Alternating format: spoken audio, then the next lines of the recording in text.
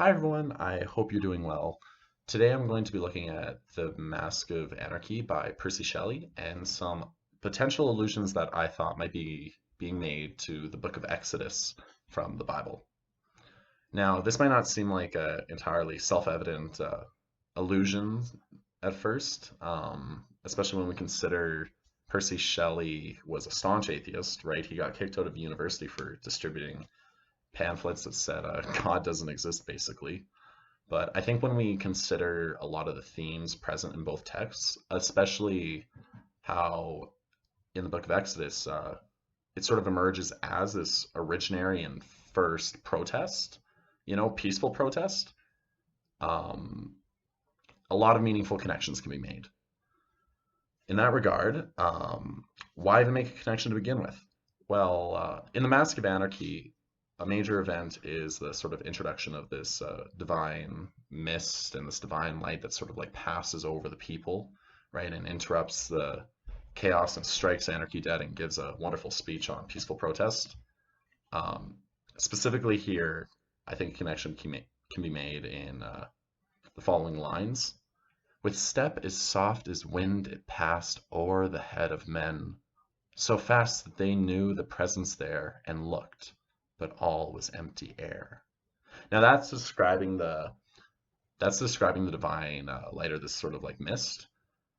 But I think the key part here is it passed o'er the head of men, right? And actually, in the book of Exodus, um, basically, to quickly summarize, in Exodus, the Israelites were enslaved by the Egyptians, and they got salvation through God delivering 10 plagues upon the Egyptians, where the 10th one was he struck the firstborn of every child dead um, of the Egyptians, and but he didn't do it for the Hebrews because the Hebrews each had slayed or sacrificed a lamb and had splayed its blood over top of their door frames. So God passed over those houses, right? This like blinding light, this angel of death. Um, so to sort of see here then that this similar divine light and divine mist appears in the Mask of Anarchy, right, where it cannot be seen, because in the Bible, if a person like looked directly at God, they would be struck dead. Um, it's really interesting that the speaker uses the language of it passing over the heads of men, right? And to me, that really seems to be a reference to what we call Passover, nowadays in both Jewish and Christian heritage, which refers to this like the 10th plague of Israel. Um, but in that regard, sort of as a starting point, let's examine some of the themes that appear in Exodus as it relates to the Mask of Anarchy. I found the following text to be really beneficial with this by Edward Owens. It's called Narrative Criticism and Theology in Exodus 1 to 15. A big sort of point that Owens makes here is how these multiple forms of peaceful protest emerge at the beginning of the book. And it's in response to these sorts of forms of like peaceful protest that God later gives his divine judgment with the 10 plagues. And these peaceful protests are in response to the Pharaoh's sort of like bloodshed and the impression that he dealt. So I'll explain those quick here. The first is that the midwives refuse to carry out the Pharaoh's orders. Now you may ask what the Pharaoh's are, or the Pharaoh's orders are, and that was to slay the firstborn son of every Israelite household in Egypt. But Moses, sort of like the main character of the story in Exodus, his midwives and that didn't follow that order. It wasn't like a direct confrontation, but rather an act of passive resistance where they hid Moses, you know? And in this sense, we sort of like have an immediate conflict in the story occur between life and death, Owen explains, where sort of the Pharaoh is seated with death and the Israelites are seated with life, and the proper response to violence, right, and the Pharaoh's oppression is life, to sort of like orient ourselves more towards life. Um, Another key aspect of protest here is when the Pharaoh's daughter scoops up Moses and saves him from the Nile, right? And Owens makes the point that this occurs purely from an act of compassion. And in this sense, we very much have the royal palace like sort of like framed as this den of death, and we have again her saving Moses amidst that. And in this sense, resistance not only comes from a woman, but it comes from within the Pharaoh's own home. Mask of Anarchy, it is also within the oppressor's own homes that resistance ultimately ends up emerging, right? So in this sense, in the book of Exodus, we sort of see the seeds start to sprinkle that will eventually lead to, sort of the eventual isolation that occurs from the oppressor's acts, right? Where that sort of is their justice, or that's their comeuppance. It is the people, their own people turning against them from the atrocities that they committed.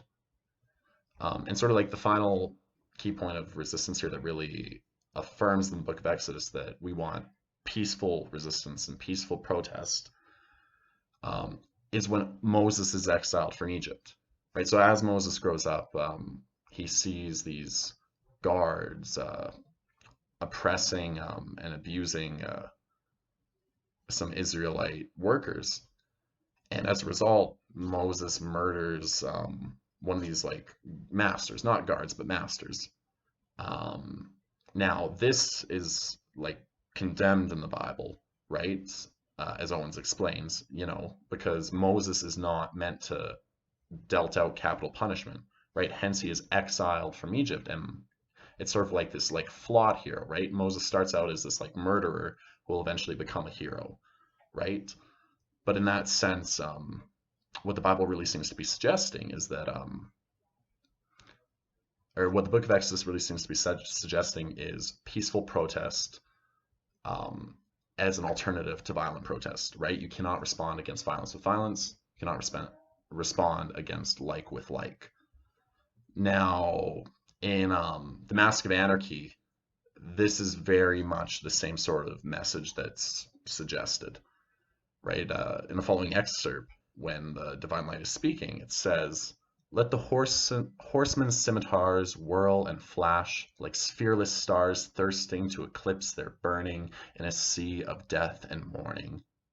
Stand ye calm and resolute, like a forest close and mute, with folded arms and looks which are weapons of unvanquished war."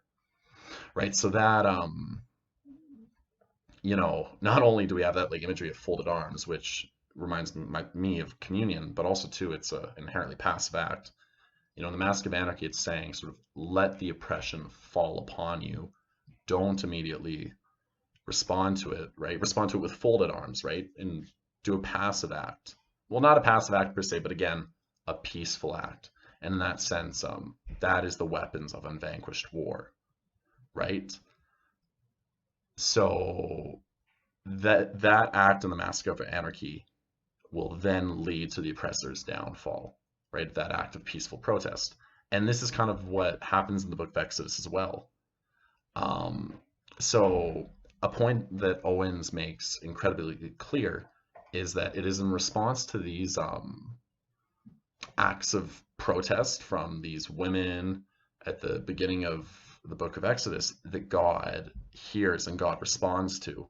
As these cries of the oppressed, the cry of his people in Israel, as they are sort of enacting these this like silent, well, not silent suffering, but again, like peaceful resistance and peaceful protest that God responds to, right?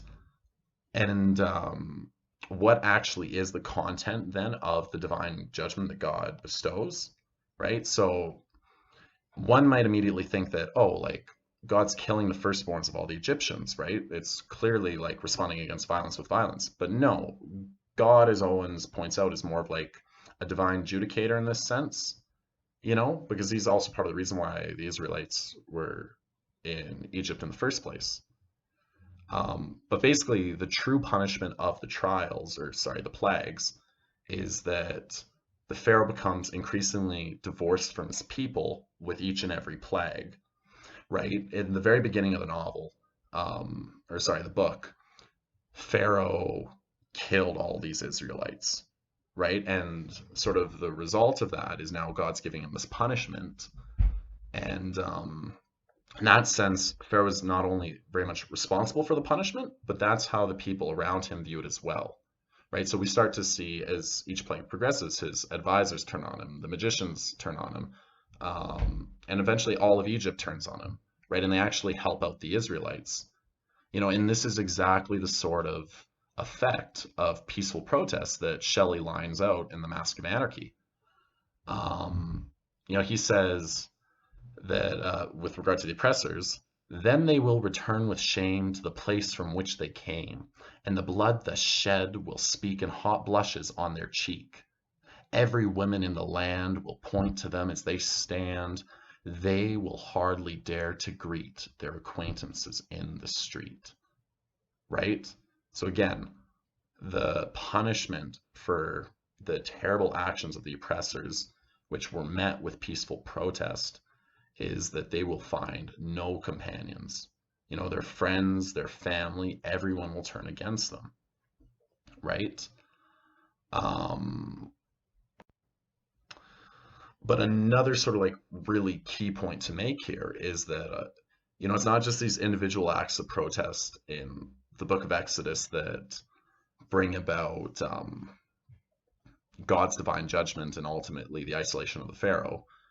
Rather, it's an act of mass protest in the same way that it was an act of mass protest in the Mask of Anarchy. Specifically, Owens makes the point of mentioning that the 10th plague could not have happened without the Israel people, right? It's not just God enacting the plague. Part of what was responsible for the plague occurring was all of the Hebrews and the Israelites acting in sort of a group act of mass protest, like this unity of the whole, where each and every one of them followed God's will and painted blood above their doors. In that sense, sort of like when Shelley's talking about, ye are many, they are few, rise like lions after the slumber in unvanquishable number, right? That's what happened in the book of Exodus, right? You had this mass uprising of the people as a collective. And the commanding tone of those verses from the divine light is very much the same as the commanding tone, that God gives and orders the Israeli people. But, having established that this illusion may or may not exist, why would it exist if Shelley was an atheist? Part of what it is, I believe, is the context of the time. And after doing some research here, specifically in Richard D. Altick's book, Social History of the Mass Reading Public from the 1800s to the 1900s, he sort of tracks the publication of the Bible during this time period and has the following to say. Between 1804 and 1819, the British and Foreign Bible Society issued over 2.5 million copies of Bibles and Testaments, nearly all of which were for domestic use. Right? And that's just one society, and that's also, a lot of Bibles and Testaments. He also sort of talks about these tracts, which are like little pamphlets for religious propaganda or whatever. But those are being passed out at railway stations, army camps, naval vessels, jails, lodging houses, hospitals, workhouses, and basically, as Altick points out, these tracts, which basically like sort of stories on how to be a good Christian and that, became a ubiquitous part of the social landscape. So in this sort of sense, we see that it's likely that people would have been familiar with the story of Exodus, but also that religion was such a foundational part of their lives, right? And so I think with Percy Shelley, not only is it relevant to sort of talk about Exodus for the people, he had the issue of fighting the church, right? Because, the church was a part of the problem. It was a part of the system, right? And, in some ways the church has God on its side, right? So let's look then at actually how Percy deals with religion in the Mask of Anarchy. So in the following quote, clothed with the Bible as with light and the shadows of the night, like Sidmouth next hypocrisy on a crocodile rode by. Here he's talking about how hypocrisy, specifically the man called Sidmouth, has a Bible. Um, but the Bible isn't actually, I don't think, the source of hypocrisy, right? Hypocrisy, it's when our actions differ from our words, we're different how we are in reality than how we project ourselves to be, right? And Sidmouth holding a Bible, that's what he projects himself to be, but he's actually like riding a crocodile, right? That's why it's hypocrisy. In that sense, the Bible needs to be this voice of truth for Sidmouth then to be like hypocrisy, right? So that's not, I don't think Shelley is at all attacking the Bible here. And we have a later verse too, when this is the divine light speaking. Let a vast assembly be, and with great solemnity declare with measured words that ye are, as God made ye, free. And again, the reference to God here, I think is indicative, of almost like a supportive stance of God. Whether or not like Shelley himself believed in God, the people who he would have been addressing at the time definitely did, right? And in this sense, by talking about God like this and sort of like making these overarching allusions to the book of Exodus, which, in some ways is a form of protest, right? Like that occurred in the book of Exodus. It was one of the originary forms of it. What we see is that it's almost just as how the Israelites had divine judgment on their side and had God on their side, so too do the people who are protesting and the people of England have God and divine judgment on their side, right? Just how God validated the protest of the Israelites, so too has God validated the protest of the men of England, right? And this is sort of like the only way Shelley, by activating this history, can come to sort of, I think, fight against the church of the time. Anyways, thank you very much for listening, and hope you all have a good night.